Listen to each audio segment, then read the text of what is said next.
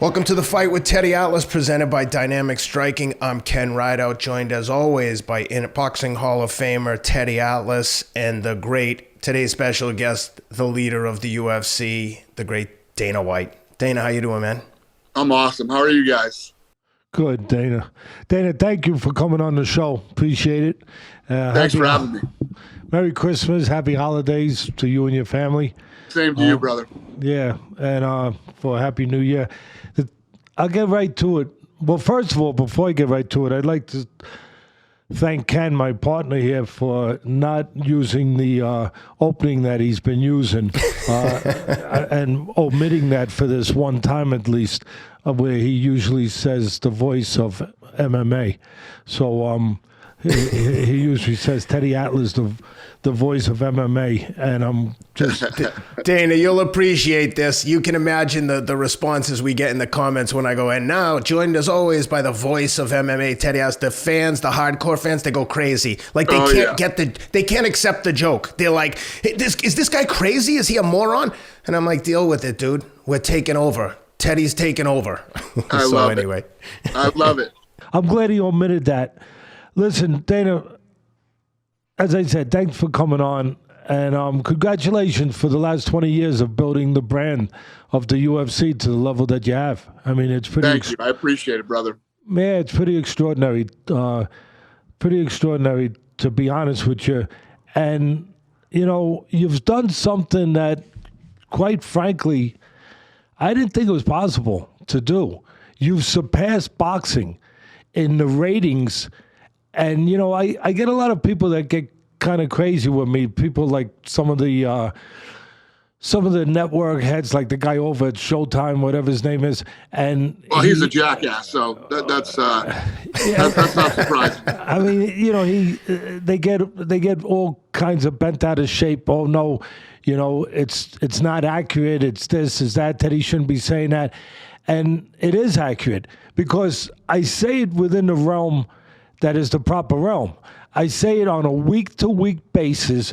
You have surpassed, the UFC has surpassed ratings for regular boxing shows. Now, look, I'm not talking about the universe where a Canelo will fight a Triple G, one of those fights, or where if the fight never happened, but if Fury had fought Joshua. That's a different universe. But as far as and you guys do pretty damn big universes when you go on those big pay-per-view cards, but I'm talking about on a week-to-week basis. You have leaped past boxing with the rate, and it's, listen, the people that get mad shouldn't get mad at me for telling what I see, because it's a simple formula. It's not that freaking complicated. You're putting on competitive fights every week. You know you're going to get a good competitive fight where the favorite could easily lose, and where it's on a regular basis where a guy with 5 losses, 6 losses, 7, it's not a death sentence like it is in boxing. Those guys have learned how to fight, and what it means is they can compete with anybody in the freaking world, and they do. And the problem with boxing is that these networks, with their promoters, the network is like a sugar daddy for the promoter. It's kind of, I hate to talk that plain and that honest about it and that raw about it. I'm sorry. And I know people are going to be all pissed off at me, and it's okay. It won't be the first time. Get in line. But they go and they sell themselves in a way that they connect with the promoter, and the promoters put on A's versus B's, the house fighter with the opponent. And most of the time, you know how that's going to end. Not only the house fighter is going to win, but it's not going to be competitive. And people get tired of that. People don't want to go to a movie when they know what the end is going to be before the movie starts. So they get tired of it. And what do? They go to the UFC. So I was just wondering if you agree with that and what your thoughts were. Yeah, you're 100% right. And listen, at the end of the day, you and I both love the sport of boxing, but you and I are both brutally honest about all the problems with the sport of boxing. And everything that you're saying is reality, and these guys don't want to hear reality. the truth of the matter is we are the largest pay-per-view provider on earth. And when you talk about Showtime is a very, very small universe. You know what I mean? Those guys, Showtime doesn't, and all these cord cutters now, not a lot of people have Showtime. So when these fights happen, there aren't a lot of people that are watching them. I'm on ESPN, you know, and there's a big difference. And you're absolutely right. Every week we put on fights with the best versus the best in the world. And many times the massive underdogs in this sport win, which makes Juliana the sport Pena fun, exciting. You know, you get these holy shit moments. And more importantly, it makes it very fun to bet on too. So I agree with everything you're saying without, you know, sounding like we're smashing the sport of boxing. Now listen, Dana. We all love it. Dana, boxing is my life.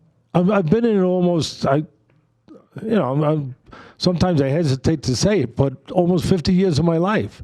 And Right. I don't hesitate because I'm embarrassed by it. It's been good to my family. It's been good to me. I love boxing. It's my life. But, you know, you have to tell the truth. Right. And, you know. And you know what? All these problems, Teddy, are why we've been able to overcome boxing and beat boxing. I saw this shit over 20 years ago. I saw all the problems, and I wanted to change, you know, everything that I thought they were doing wrong in boxing with the way that we ran the UFC. You know, for the years that I had the platform at ESPN, I'm not putting a medal on myself. I got paid to do a job. But at the end of the day, I had a choice to make. Do the job, get my paycheck, get the frick out of there. Or, you know, once in a while, try to help the sport because you're in that position where you could do it. A little bit. No hero stuff over here. But I went to Congress and I went to the Senate and Congress. I interviewed Senator McCain to try to get a national commission where all the other major sports have, to get some accountability with these promoters, to be able to just make things a little better for the fighters and for the fans, where, you know, you wouldn't just have one or two power brokers in a position where, now it's probably 3 or 4, but in a position where they're not really caring about the sport. They're only caring about their little piece of territory. You know, not the sport overall. Now, listen, you're in an advantageous position. You know, I've called you a dictator before. Not a bad dictator, you know, not a guy that chops heads off or anything like that. But, you know, sometimes we need a dictator. Yeah, I've chopped a few heads off, believe me. Well, yeah, not literally, probably not. But I get it. But at the end of the day, you know, you could call parents dictators. If they're a good parent, at a certain point, they got to be a dictator. I mean, there's got to be somebody who's in charge. And what you do is you do it obviously for yourself, but you do it for the benefit of the sport. And everyone benefits. You want the brand of that sport to be the best it can. And it has become the best because of your formula, because of your philosophy, because you're in charge. Because you say, hey, listen, these are the fights we're putting on. We're not putting fights on that really, quite frankly, shouldn't even be sanctioned, because you get those fights too often in boxing. And because of that, the brand has grown. And, you know, there's so many situations in boxing where a czar, a national commission, would be needed to just put this sport on the track that it really belongs. If it's going to be the greatest sport, which I think is the greatest sport in the world, but if it's going to really live up to that for the benefit of the fighters and the fans, then you need somebody to change things, not to allow these promoters. I'm not going to get heavy into it because it gets a little crazy, but when I was talking to Senator McCain, and we had a little committee together of good people. And we were doing this in secret, sort of, I guess, until it was going to get to the point that we were hoping it was going to get to. And we were having meetings every week on the phone with McCain, with his people. And we formulated a sort of working script, if you will, a working possible national commission policies. And we were putting together the right things, looking out for the fight, you know, all that stuff. And we ran into roadblocks. And McCain said, I'm getting a roadblock from the senator in Nevada, from this guy, from that guy. And we all looked up. It's public domain. They had been given donations when they campaigned, obviously, by both Arum and King. And they were asking to see what we were doing before it could get passed. It has to go through the House. It has to go through all the things it has to go through. And they were asking, and I couldn't believe it. I literally said to McCain, there was about 7 of us on a conference call, I said, are you serious? You mean they said that we have to show it to Arum and we have to show it to King for their approval? That would be like trying to do a new drug law and you have to show it to the Medallion cartel. I mean, for permission to do this new drug law. And it was just very frustrating. And I think that's where obviously that's where the benefit of a dictator comes in, as long as he's not really chopping heads off, is that you could get those things done that are for the best. And I'll finish on this. And it doesn't do me any greatness when I say this for myself, but it's all right. Even over there at ESPN, and a lot of, it's not just there, it's a lot of the networks now. But what these promoters, because the network's partner obviously is the promoter, what they're turning these networks into is a farm system for the promoter to continue to sign fighters for years, good fighters, to sign them, guaranteeing they're going to be on TV, and then for the next X amount of years, just fight sub-level opponents until they get to a title. That's what it's become. It's a farm system to develop fighters for the benefit of the promoter, to get these guys to 20-0, 16-0, 17-0, fight for a title, have the title, and just keep building from there for as many years as they can keep the thing going with the network. Do you agree with that? That's all. 100%. You're absolutely right. And it's one of the many things that has broken the sport of boxing. When me and my partners got into this 20 years ago, our goal, and what has remained my goal, is to build this sport into the biggest sport in the world. And 15 years ago, people thought I was nuts when I was saying that. But look at what we've done. Look at what we're doing. That's never been the goal of boxing. It's never been the goal of boxing. Every time they put on a fight, it's like a going out of business sale. How much money can we steal from everybody? And every time you turn off the TV, you're pissed off that you stayed home on Saturday and watched the fight. You wish you did something else. I love when you describe it that way, Dane, as a going out of business sale, because that's exactly right. Let's get as much money as we can, never mind what happens the next day. We'll start over again tomorrow. There's no 100%. Thought, there's no forethought. And you don't even care if the fans are happy with the product. You don't care, because that guy is going to fight for over another year again anyway, and everybody will forget how shitty this fight was, and they'll buy the next one. Look, I hate to use this saying, but the saying's true. Every once in a while, they throw the fans a bone. They do. I'm not calling the fans to dogs, because I'd be a dog too then. But they throw them a bone every once in a while, like a good fight. But then it's right back to business as usual. Here's the next question, Dana. The only question that what I just finished talking about begs to be asked. You talked some years ago about coming into the boxing business. Is that still a possibility? Yeah, I'm still kicking the tires and looking around. It's a very complicated. The sport's such a mess. It's literally a mess, and to pull it off, you have to actually get in there and clean it up. And I've been working on this for years, and I don't know. We'll see what happens. Hey guys, today's interview is brought to you by Athletic Greens, the all-in-one daily drink to support better health and peak performance. If you've been watching the show, you know I'm a big fan of this product. They've been with us from the beginning. I love it. I credit them with a lot of my athletic success. If you've been following along, you know what I've been doing in running. These guys spent 10 years with top nutritionists and doctors to create this formula. It's made from 75 whole food sourced ingredients. It's got vitamins, minerals, prebiotics, etc., etc. Part of the reason I take it is not necessarily to get what's in the athletic greens. It's to avoid missing out in my regular diet on what I know I need, which is contained in athletic greens. I know I'm getting all my vitamins and minerals when I take athletic greens. So taken in conjunction with a healthy diet, you can't lose. This is literally all you need to stay on top of your immunity with 12 servings of fruits and vegetables. No need for multivitamins or whatever else you might be taking. Athletic Greens has you covered. Athletic Greens is giving our listeners 10 free travel packs with your first purchase.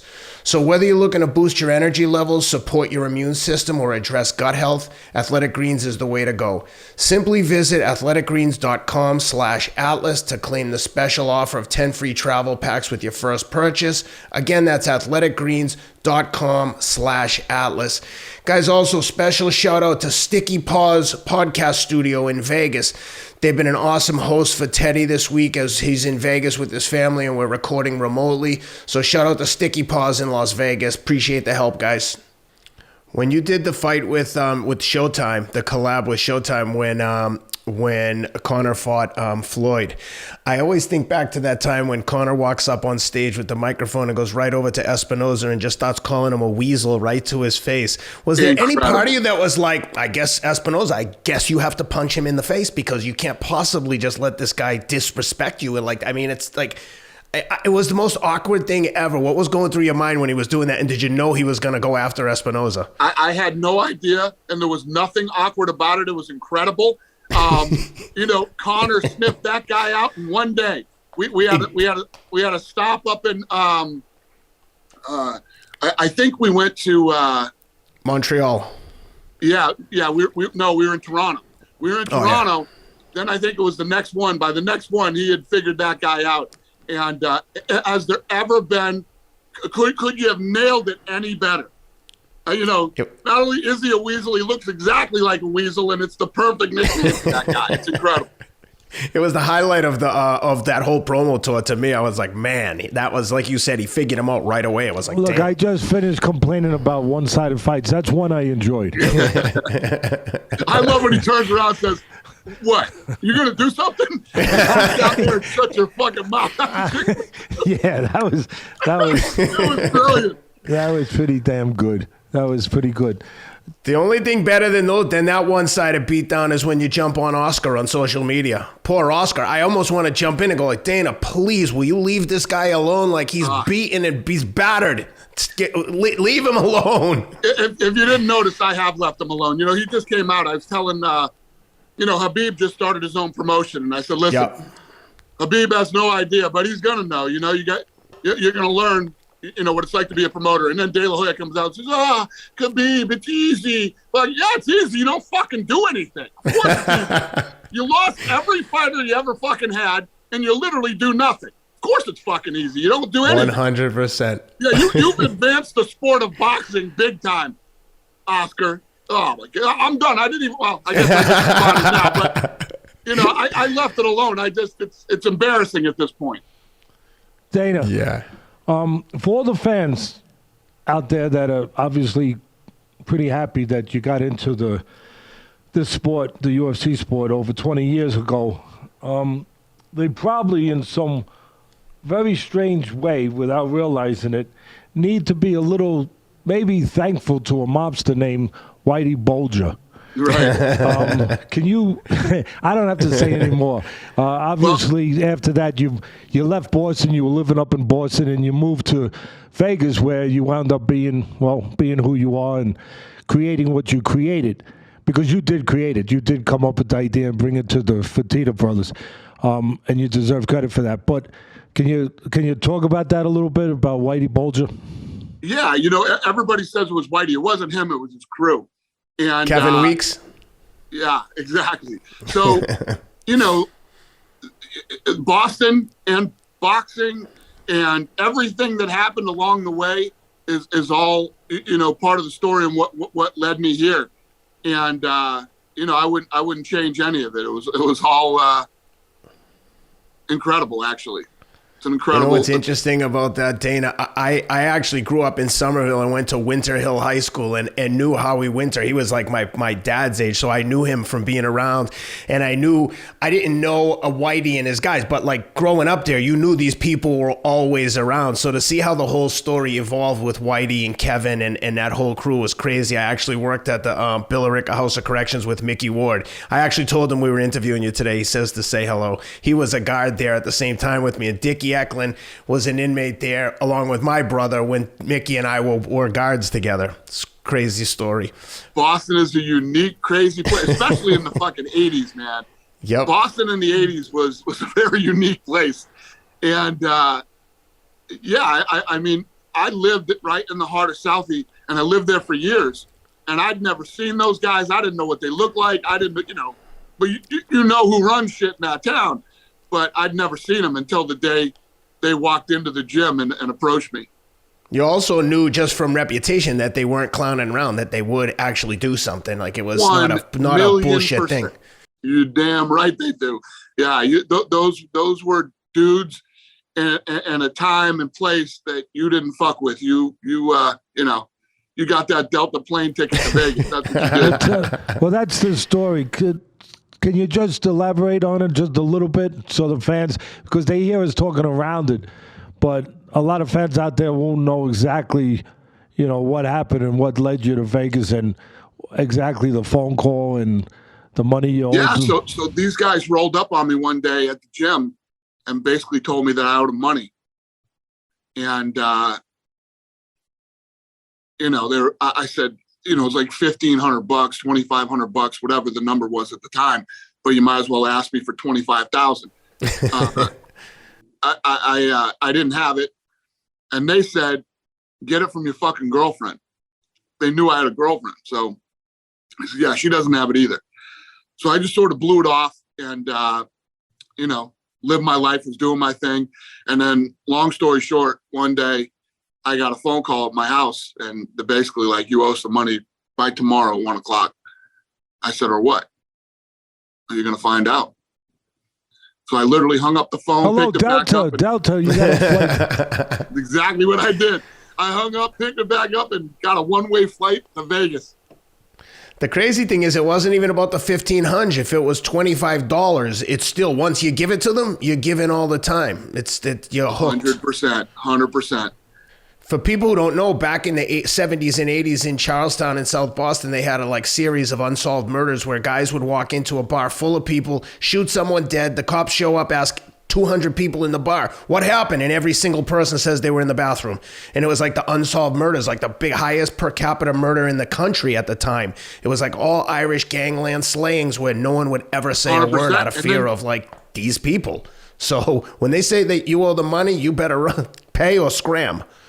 And then you knew you couldn't call the police. It was like, it was the unwritten law that you couldn't call the police. And then you end up finding out later that Whitey was in with the FBI and knew anybody that would call the police on him. That's right. Yeah, exactly. Isn't it funny, Dana, how life, has those twists and turns, how fate can be decided by something like that? Who would have thought that by forcing you to go to Vegas that it would turn your life around and create what it created? And the timing. Everything in life is about timing. I was eventually going to go back to Vegas, but I definitely wasn't going back to Vegas that soon. And if I didn't go back at the time that I went, none of this shit would have lined up the way that it did. You're absolutely right. It's incredible. It really is. Do you ever sit back and think to yourself, because I'm sure there's a part of you like everyone where you think, I'm just a regular guy and things just went together. And now you view like Dana White, you're speaking at the Republican convention, you're friends with the president, regardless of your politics. It's still unbelievable that you're on speed dial with a president of the United States. Do you ever sit back and think to yourself like, holy shit, I did this, and take a minute to soak it all in and enjoy it? Yeah. You know what? Every once in a while, Lorenzo Fertitta and I, whether we're drinking or whatever it'll be, we'll end up calling each other and going, when you start lining up everything the way that it laid out, it's fascinating. Unbelievable. Yeah, super happy to see someone from Boston. It's almost very relatable where I'm like, I think you're a couple years older than me. I just turned 50, but I look at you and I'm like, man, that guy just took the opportunity and like kicked ass all the way to the top. It's awesome. I'm really happy for you. So I don't want to be too much of an ass kisser, but congratulations. No, you know what? That's Boston, baby. That's fucking Boston. You know who, of all people, you know who calls me and tells me shit like that all the time is Bob Kraft. Bob Kraft is I love the fact that you're a Boston guy and you did this and you did that. I got Bob Kraft telling me that. I'm like, you've done pretty fucking well for yourself too. You know what I mean? So, that's Boston, man. That's how Boston people treat Boston people. Half of them will celebrate you, the other half will wish death on you. It's pretty standard. All for that, Dana. Since there was a certain name that was mentioned a couple minutes ago in the middle of that conversation, I obviously don't know you well. Met you a couple times and know who you are, but you have a trait that I think you have, I believe you have, that I do admire. I think it's one of the most important traits actually for a person. It's the trait of loyalty, and early on. With the UFC's infancy there wasn't a lot of places that would allow you into a venue with the UFC. And quite frankly, you weren't allowed, the commissions in New York wouldn't allow the fights. I remember when that was going on in different places. And Donald Trump allowed you into, if my memory serves me right, into the Taj Mahal. That's right. And you never forgot that. I mean, you obviously was very helpful to you to bring you in when other people were closing their doors to the UFC product. And you wound up obviously campaigning for him in 2016, and then later on when he bid again for the re-election, and you've been loyal to him since. Talk about that. Yeah, so, when we first bought this thing had such a bad stigma attached to it that venues didn't even want us to come there.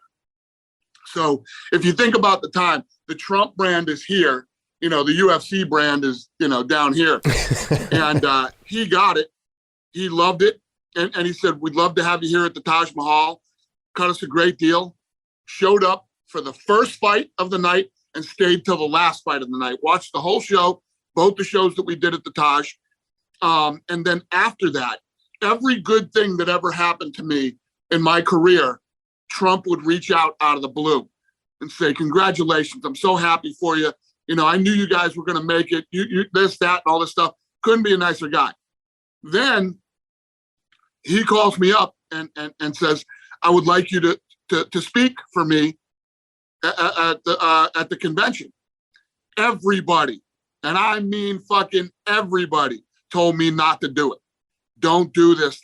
This. You shouldn't get into politics. You shouldn't do this. You shouldn't do that. I'm like, are you crazy, man? All the stuff that this guy, the guy that this guy has been to me for the last 20 years. Oh, and just for the record, when Trump called me, he said, listen, if you don't want to do this, I completely understand. And it's no big deal. But I would be honored if you would speak at the convention. Yeah. There's no fucking way in hell I'm not doing that for him. Then once I spoke and our friendship went to a whole nother level, and, you couldn't ask for a more stand-up. Ask anybody who's ever known Trump, has been friends with him for years. Everybody loves him. Well, like I said, to me, loyalty is, if I had a choice of having a person around me, or even a fighter, to be quite frankly, with one trait, it would be that trait, because I believe there's power to that trait. Because I'm with you. That's it. I just believe that. I believe that to be loyal to someone, you have to be strong. You have to be able to sacrifice.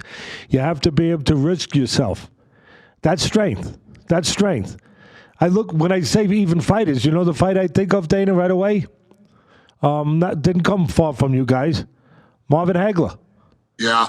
That guy was loyal to the Petronelli brothers. And a lot of people I happen to know for a fact begged him, tried to convince him to get away from them. He never, ever would do that. That's incredible. Yeah. And it worked well for him. You know, when people talk about him and when I talk about him, obviously maybe one of the greatest southpaws and greatest middleweights of all time. Could fight inside, could fight outside, could do everything, could punch. Obviously, one of the greatest chins of all time. But all of that, the core to all of that, everything that I just mentioned, all those characteristics, all those talents, abilities, his greatest ability, his greatest talent was character, was based around character, was the strength to depend on him. That's what you want in a loyal friend, that you could depend on a friend. Just so a simple thing like that. And there's been, you know better than anybody knows how fucking dirty the fight business is, man, and how everybody's just, it doesn't take much to get somebody to cut somebody's throat in the fight business. But there's been a lot of fighters that have been incredibly loyal to me, and I've been incredibly loyal to them. Conor McGregor's one of them, Conor's a fucking handful, boy, But when you look at the way fighters are built, they're different than everybody else on this planet. But the Rhonda Rouseys, the Chuck Liddells, the Matt Hugheses, Conor McGregor, there's a lot of, and I don't want to not mention, people, but there's been a lot of fighters over the last 20 years that have been very loyal. Yeah, I mean, I talk about it often when my gig was doing ESPN fights at ringside. I would talk about that. I would talk about the difference between the neon talents and the quiet talents. The neon talents that everybody bragged about, everybody embraced, everybody, would want to see if they were going to be involved in a fight. They wanted to see how fast they were, how powerful they were, how explosive they were, how they could knock walls down with right hands and left hands. But they forgot about the talents of dependability, the talents of reliability, the talents and the ability to find a way, to persevere, to not give in, to not compromise. And those are talents. Those are freaking every bit of talent as speed, as power. But people don't see that. And then they will see an upset where somebody upsets a guy like Tyson, who has all the other talents in the freaking world and some. Then they say, well, how? This guy didn't have the talent Tyson had. Yes, he did. You just didn't see it. Anyway, I just wanted to mention that. The other thing I want to ask you, Dana, when you started, obviously you just touched on some names, but who was the most important? There's always pioneers. Who is the most important of all the pioneers? I know there's going to be more than one, and it should be, of the early fighters to get the sport, on this path. In my head, there's guys like Tito Ortiz, Chuck Liddell, Ken Shamrock, and the Gracies. But can you touch on that? Yeah, I mean, obviously the Gracies are the ones that started this whole thing. They were fighting. They would challenge anybody from other schools. If you thought you were tougher than them, come on over and you would fight. That's how the whole thing got started. But in our era, the UFC era, when me and the Fertittas got involved, the real important players at the time were the Chuck Liddells, Matt Hughes, Rich Franklin, guys like that. And again, more for, not only did they become huge stars for us, but they were incredibly loyal to the company too. But you have to have some of the bad guys sprinkled in there too. You know what I mean? Because they were great storylines. There was nobody worse than Tito Ortiz, the worst. Colby Covington. Well, no, I'm saying Colby plays a good bad guy. The bad guy at a time when we're fucking $40 million in the hole. And all you do nonstop every day when you get up is try to fuck us. That's what I'm talking about, bad guy. I got you. Sorry. Yeah. Fair point. So who would be, I guess the Gracies kind of we both said it. I mentioned it. You kind of confirmed it. But if you gave the credit to the guy that you would, or the guys you would hitch your wagon to in those early stages that brought the UFC, to the forefront, would it be the Gracies and Chuck Liddells and them? It would be the Gracies, yeah. The original UFC. Yeah. The Gracies kicked that whole thing off, with their style of jiu-jitsu and their style of fighting. And, it caught the world's imagination. Yeah, it did. And the other thing was it added a whole new element to fighting because we'd never seen people go to the ground. Unbelievable. And fight on the ground, and they could beat any opponent, bigger, stronger, faster, no matter what the deal was, no matter what style it was, they'd figure out a way to beat you. Use their legs like a python from a tree. I mean, that's the way I visualized when I first saw it, and I saw one of the Gracies on the floor, should have been submitted. I'll say it again. Should have been submitted. A mortal person would have been. But no, they have a code. They go to another place. They go to a dark room that other people don't enter, and they enter it. And guess what? They put light on in that dark room. And here he is on the floor getting pounded. He was in a hold that should have been a submission hold by all rights, and he don't submit. And I'm like, oh my God, what is this? Who is this guy? Like, was I sleeping when the spaceship landed and dropped this guy off? And then all of a sudden, just like a python dropping out of a tree, the legs get wrapped around this guy's neck, and it's over. And I'm like, holy crap. That was something different that I just saw right there. I never saw anything like that at the time. So true. None of us had. The whole world hadn't. They introduced the world to ground fighting and Brazilian jiu-jitsu. And another guy who deserves a ton of credit for helping build this sport and during our era is Joe Rogan. Yes. Because the reality is that when we got into this, everybody understood stand-up fighting, no matter what happened, punching, kicking, elbows, we all get that. The big thing for us was when it goes to the ground, how many people are really going to understand what's going on and what they're seeing? Because if you've never done jiu-jitsu, you don't know what the hell they're doing. The guy's legs are on him. His arm is over here. Joe Rogan was so, first of all, passionate about the sport, number one. Number two, so good at walking you through what was going on before it even started to happen. To have a guy like him behind the mic, he was very instrumental in helping build the sport. 100%. When I watch it, even now, I call it floor chess. That's what it is for me. Mm-hmm. Because now I appreciate it. I'm not going to lie. For what? I didn't understand the intricacies of it, the nuances of it before. Early, I thought it was boring. Yep, me too. But then I started looking in a more intelligent way, a deeper way, and I'm saying, wow, this is chess. I mean, this is Bobby Fischer against that Russian guy. What was that Russian guy named? Spassky or something? I said, this is high sophisticated stuff. My God, look at these little moves here and what they're doing and what they got to go through to do it. It's true. Jeez. It's impressive. But the teams of people that you've put together to describe that, like you said, with Rogan, I think that one of the best things the UFC has done is put the right combinations of personalities on every call, every time. And again, I know people are going to be like, oh, this guy's an ass kisser. But it really is unbelievable, the job that you guys have done of putting all the elements of the production together. It's masterful. Like, the people working behind the scenes do an awesome job.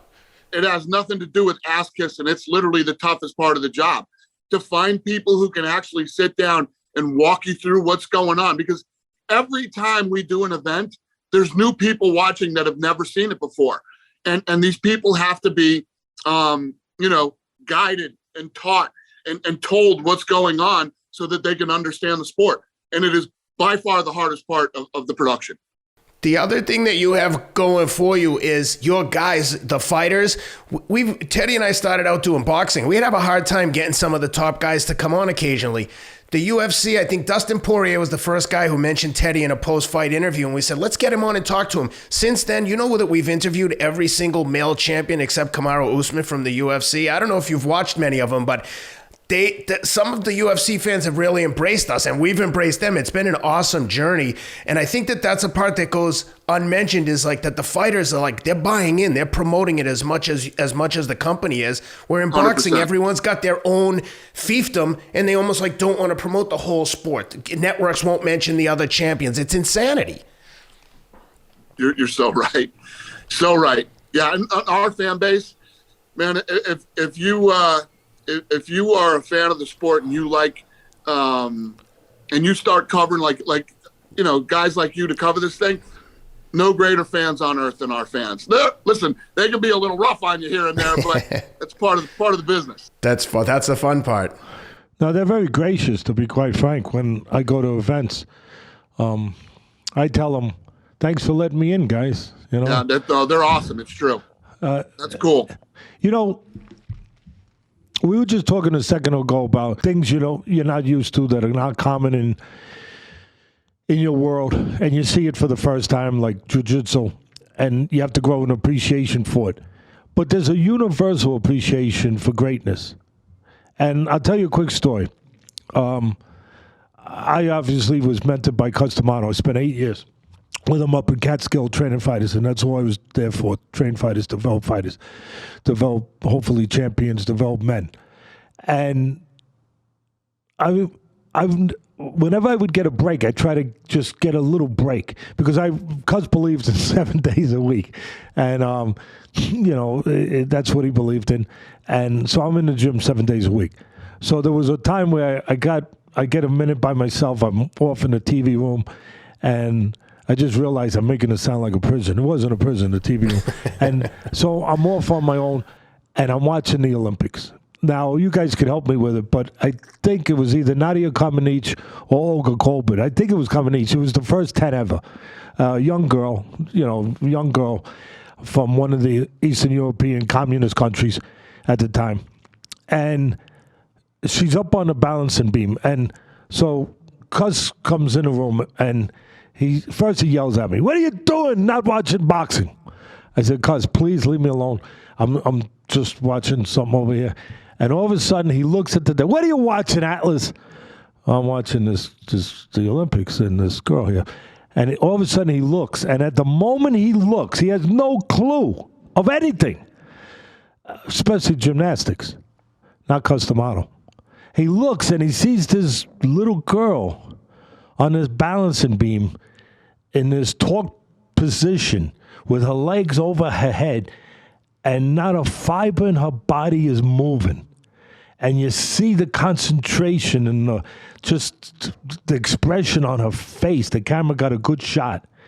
And all of a sudden, he just points to it. He has no idea. He just points and says, "Champion." And he walks out of the room. And then all of a sudden, 10.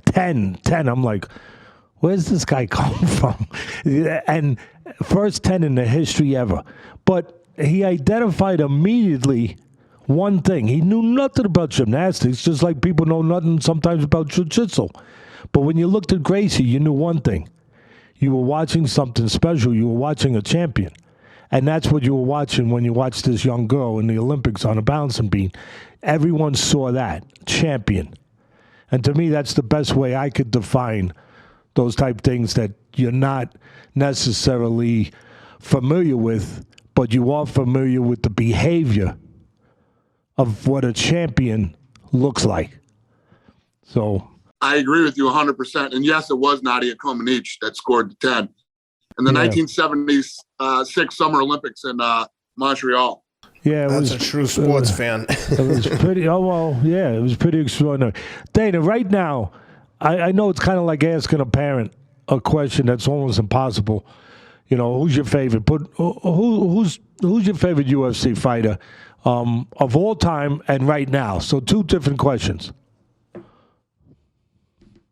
It's so hard. I mean, yeah, I know. The Chuck Liddell and Rhonda Rousey are two of the people who really helped build this business. You know what I mean? And like I told you earlier, super loyal.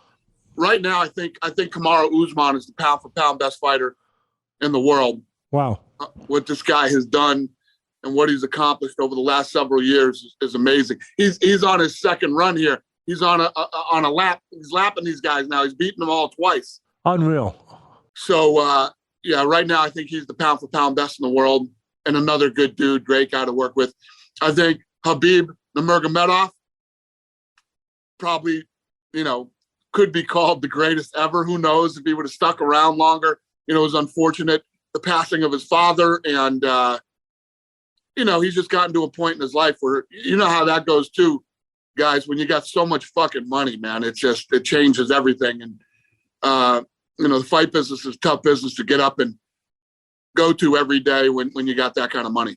I think there's a guy over in England. Really, I didn't know I was going to go here. We go spontaneous, right? That's what a conversation should be.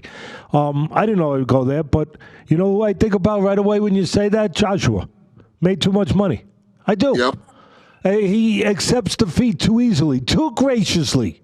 I want a good winner and a good loser. Don't get me wrong. I believe as much as anybody, if not more than most people, about that. About showing that kind of graciousness to whether you win or lose. But he's too gracious when it comes to it, like a guy that made too much money. When he beat Klitschko, I said, this is exactly what heavyweight boxing needs right now. This is the guy, yada, yada, yada. Hey, Dana, I want to be super sensitive to your time over the Christmas break here, but can I ask you two quick questions before we let you go? First thing is, Francis Ngannou, I know it's coming down to crunch time here. He's fighting Cyril Gane, 22nd. I plan on going to that fight. And if he wins that and he's not under contract, how do you handle that situation? And I know you've probably been asked this a million times. I'm not trying to put you on the spot, but I think people are really curious. What happens? You can ask me anything. And actually, Francis and I bumped into each other the other night at dinner, and we had a good talk. And he's not out of contract. If he wins that fight, I think he's got one more fight with us after that.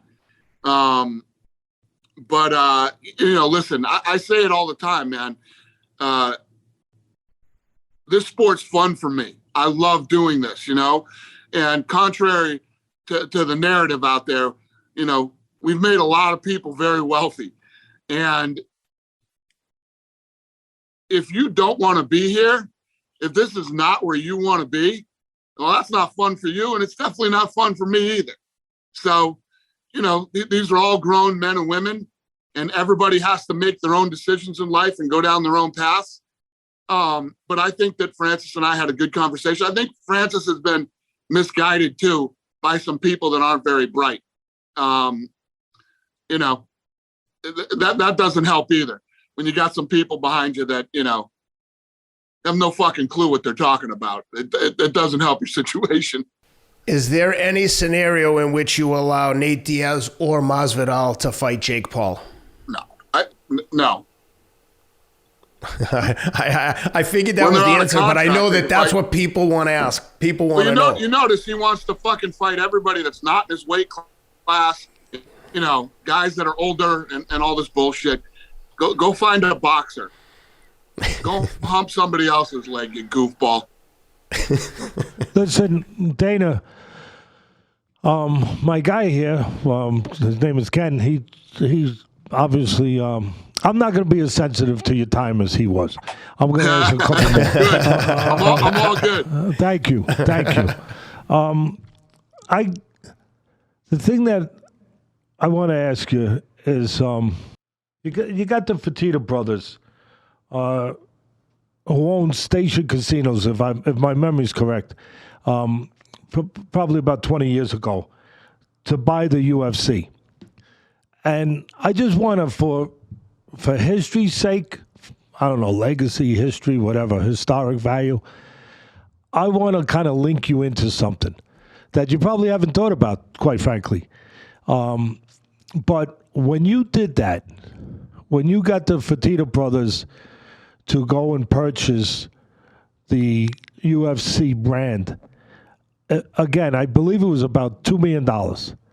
And then X amount of years later, it gets sold for $4 billion. Am I correct? Something like that? Right. $4 billion and a little bit of change. Yeah, 4.025 billion. There it is. That's a little bit of change. So you get them to come in, purchase it for $2 million. You sell it some years later for $4 billion plus dollars. You are part of the greatest buys of all time. Nobody ever talks about that, but I just wanted to mention that because, I mean, I remember when George Steinbrenner bought the Yankees from CBS for $10 million. Again, if my memory is right, if I'm off a little bit, I'm off a little bit. $10 million, one of the greatest buys of all time. It's worth, well, who knows what the Yankees are worth, but it's worth billions.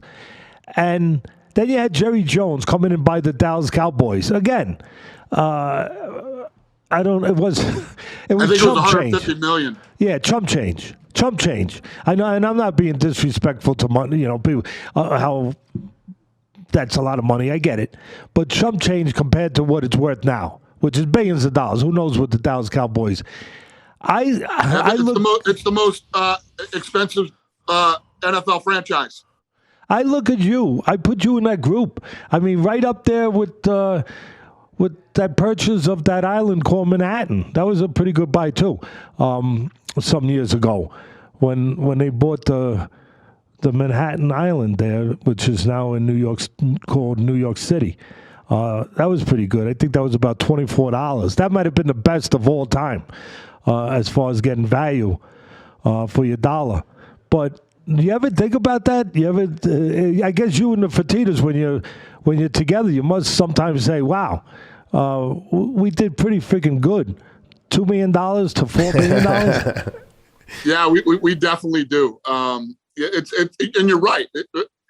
You're dead on, Teddy. I mean, Steinbrenner bought the Yankees for $8.7 million. There it is. $8.7 million. And God knows what that team would go for today, anywhere between $3 and $5 billion, right? Yeah. And Jerry Jones, same thing. I think he bought it for like $6.92 million. Oh, pretty good. Million. Pretty good. And they're the most the most expensive NFL franchise on the planet right now. So yeah, we're up there with some of those great, sports business stories, and it's obviously awesome. I want to tell you a funny story, a little story. It was I don't think you're aware of it, and why would you be? It didn't turn out to be anything important. Nobody listened to my advice, so I'm not afraid to say that. But when I was probably somewhere around 20 years ago, and I was working the ESPN fights, calling the fights. We were doing some fights in Vegas, obviously, at the Station Casinos, which was owned by your partners, the Fertitta brothers. And I got a call, and I think it was Lorenzo. I'm not 100%.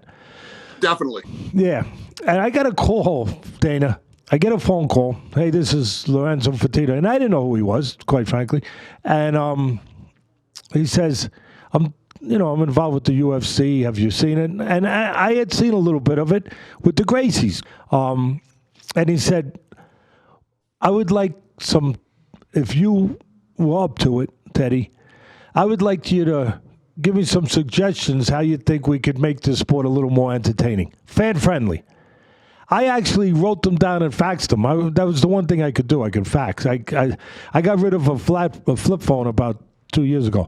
And I still do faxes. Once in a while doing a podcast from my house, the fax machine will go off. And then people actually, because I don't go on the internet, so my son will say, Dad, people are like, Teddy's really old school. A freaking fax machine went off in the middle of his podcast. So he said, can you put a list together of some of your suggestions? So I did, and I faxed it over to him. I remember one of them. I don't remember the others. One was to have a shot clock. That was my brilliant idea, like the NBA. To have a shot clock where the fighters would be forced within that time zone of the shot clock to stand, not go to the floor, stand and strike, throw punches. And because I just thought that the stuff on the floor back then, I just wasn't as developed, as educated, as smart, as patient as I hopefully am now. And I thought the stuff on the floor, as great as the Gracies were, could be boring. So I said, you got to have a shot clock. Well, I looked for that shot clock for a couple of years, and I gave up. I never saw the shot clock. But I just wanted to tell you, I just wanted to share that story with you. I'm sure that I'm glad you guys did okay without my advice. I guess that's what I'm trying to say. Thanks, no, but that's the type of person Lorenzo is. Lorenzo wants to hear all these people's opinions. People that he respects. So we obviously both have a lot of respect for you. Well, I appreciate that. I appreciate it very much. My last question will be this one. Obviously, there was a lot of important decisions you had to make early on. To me, I don't know if it was directly you, but obviously it comes under your realm. One of the very important decisions was when you decided. I thought it was brilliant. Because you had to have credibility, you had to have authority, you had to have somebody in charge, you had to have a connection to civilization, quite frankly, because a lot of people thought the sport was too barbaric. And you had to have rules. And I thought your decision, Dana, at the time, or the UFC's decision, but I figure it would fall under you, was when you hired Mark Ratner, who obviously I knew very well because for years he was the commissioner in Vegas of all the boxing. He was one of the most prominent commissioners in the country, quite frankly. He ran a good show. He ran a good ship. And when you hired him to come over and to leave boxing and to come over to the UFC as the commissioner, the regulatory chief, whatever title it was, I don't know. But basically to be the commissioner, I thought it was a brilliant move, but I thought it was an important move at that stage in the UFC's, beginning. Yeah, thank you. And we agreed. First of all, Mark Ratner had been on the commission for so many years, done so many big fights.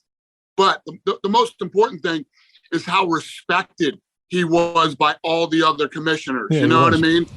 So respected. And, it ended up being one of the best moves we ever made.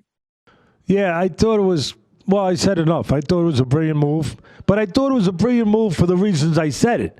You needed that credibility in that realm, in a realm that there would be rules, that there wasn't a bunch of cavemen just attacking each other. You needed to have that with the public. And to the degree that he brought that. Yep, I agree. No, we love Ratner here, man. That guy's going to be here, the rest of his life. He sends me a donation every year. He sends me a donation every year to my charity foundation. We've had it for 25 years. We just help people that fall between the cracks, people that, families aren't able to do things that they wish they could do for their kids when they're sick. Their insurance doesn't cover it, and we'll step in and we'll take care of it, and, whatever that kind of stuff is. And he has never, in all these years, 25 years now, he's probably embarrassed that I'm saying this, but he always sends a donation. And now he sends, the only difference from when he sent it when he was a boxing player, now he sends a card that says UFC something. And I got to tell you, it's UFC Big Shot. Yeah. and it doesn't say Big Shot, but it says UFC something. And then I got to say this, though, this will be my parting, whatever you want to call it, jab. And listen, I don't mean that in boxing. I don't need to tell you anymore. It's my life. But it was nicer than the boxing cards. It was. It is. Listen, Dana, thank you. I just want to thank you personally and obviously collectively, but personally, I want to thank you for taking the time, especially during the holidays, to jump on here with us and to give us your time. And I want to wish you and your family nothing but health and the best for the rest of the holidays, the rest of the year, and forever. Thanks, buddy. I really appreciate it. And we have nothing but respect for you, and love the fact that you've been so open-minded about the sport and actually become a fan of it. Yeah, and Ken, I want to tell you. So, you asked me about Jake Paul fighting guys over here. I wanted to tell you, I got a challenge for Jake Paul. Give it to me. So this guy keeps saying that I'm a cokehead, right? He can randomly cocaine test me for the next 10 years if I can randomly steroid test him for the next 2. All right, there it is. The challenge is made. Hey, before we let you go, tell me about Howlerhead. I've been seeing you everywhere. Congratulations on all the success you've had there. One of the things we try to do on the show is give guys an opportunity to talk about things they're doing outside of fighting. And you really need us to campaign and promote your thing, but we're glad to do it. Yeah, tell me about it. I got into it during the pandemic, like everybody got into alcohol during the pandemic, and I fell in love with the brand, and I've been having fun doing it. It's been a good time. Congratulations and on all the success in the UFC and with the Howlerhead. It was awesome to talk to you. I've been looking forward to this one for a long time. I'm coming out to the fight in Anaheim. Dave Lockett, your PR guy, has been unbelievably helpful with everything. So thanks to Dave. But I'm looking forward to meeting you in person. I assume you'll be out there at the Anaheim show. I'll be there, brother. Looking forward to it. All right. Thank you, brother. Thank you for doing this. Really appreciate it. Happy holidays. Yep. Happy New Year, boys. Thanks, guys. You too. Thanks, Dana.